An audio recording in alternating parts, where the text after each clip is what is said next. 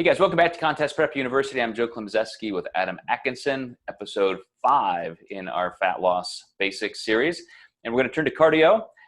We have so many episodes, probably, Adam, that touch on cardio in different ways. But for a beginner, for Fat Loss Basics, I'm going to start with what I like to tell people, because I have a couple clients who just started this week and we're going through these conversations.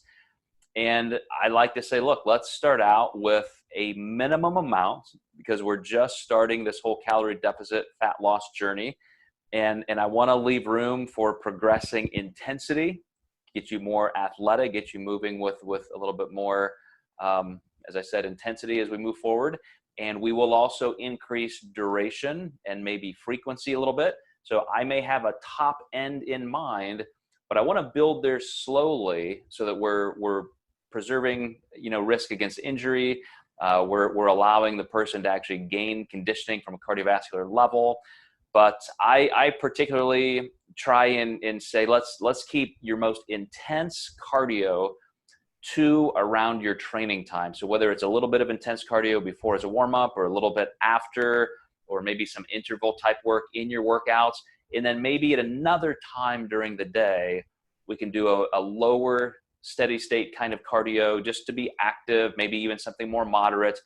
But I'm not somebody who likes to just slam multiple high intensity, high work training episodes in somebody's day. I just think that's a recipe for overtraining.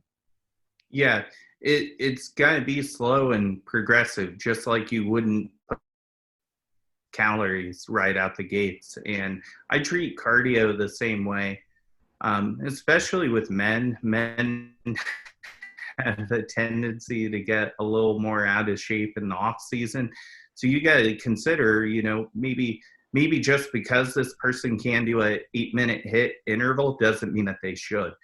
Their joints are going to take a toll, and they're probably not even going to be that conditioned for it.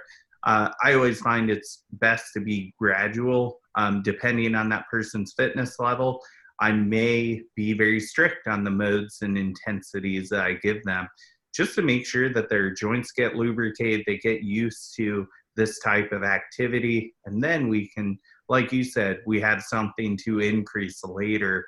So I really always turn my head when I had a girl sign up with me last week. She had signed up with a new coach. She hadn't even been prepping, but she was already up to an hour of cardio a day. And she was like, I haven't even been doing any cardio. And of course, what was the first thing that happened? Her joints and shins started really hurting.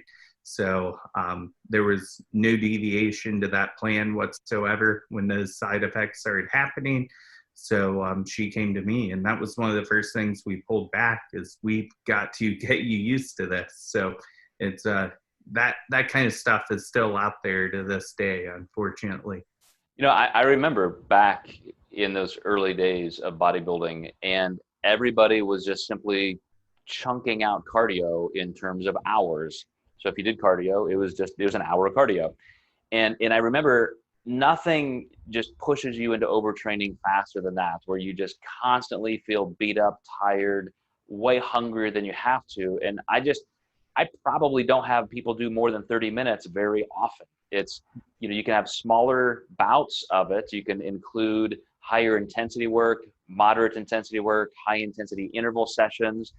But if you're cycling through the different levels of intensity, frequency, and duration to maximize fat loss, just those mind-numbing, just soul-crushing hours of cardio, I don't even think they're helpful. I mean, I remember seeing people dwindle away in terms of muscle size and muscle mass doing that kind. So what do you like to do in terms of cycling through intensity and duration?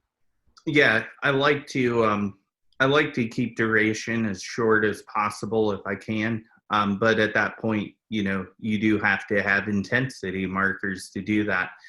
So it's really a balance. It really depends on the person, though, too, depending on what their body can handle. You are going to have some people who can handle HIIT just a little bit better than others. Oftentimes, if I get a CrossFitter interested in bodybuilding, I know they're good for some really good, brutal intensity. And they're probably going to enjoy it because they're just freaks. You know, they push harder than anybody else. But if I get somebody that's a little more sedentary than that, we're not going to hit those intensity markers out the gate. So it's really a balance. It's very variable per person. Yeah, I would say as a maximum for me, I'm starting slower than this, but I build up clients to where they may be doing 10 to 15 minutes, maybe 20 at the very top, in conjunction with their training. So whether, again, that's part of their warm up or that's after training, but it's 10 to 15 minutes of pretty progressive, aggressive work. And then we have another session of the day, if needed, maybe 5 days a week. So there are some rest intervals there.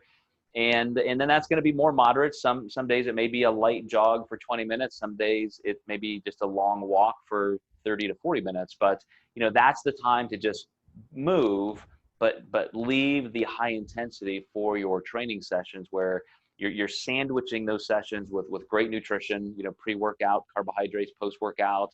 So you really stay as anabolic as possible. And then the rest to me is just active recovery. It's burning an extra 200 to 300 calories where we can get it, but we have to focus on staying fresh and just unbroken by overtraining. Yeah, you have to keep in mind, some people will be walking at a brisk pace, and that they'll get past that eventually. It doesn't take very long, but there are people who shock their body. I've seen it multiple times, even with competitors. Hey, I'm sore from my cardio, and they're not that intense yet. Right.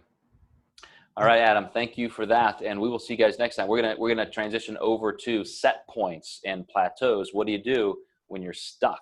So we'll see you then.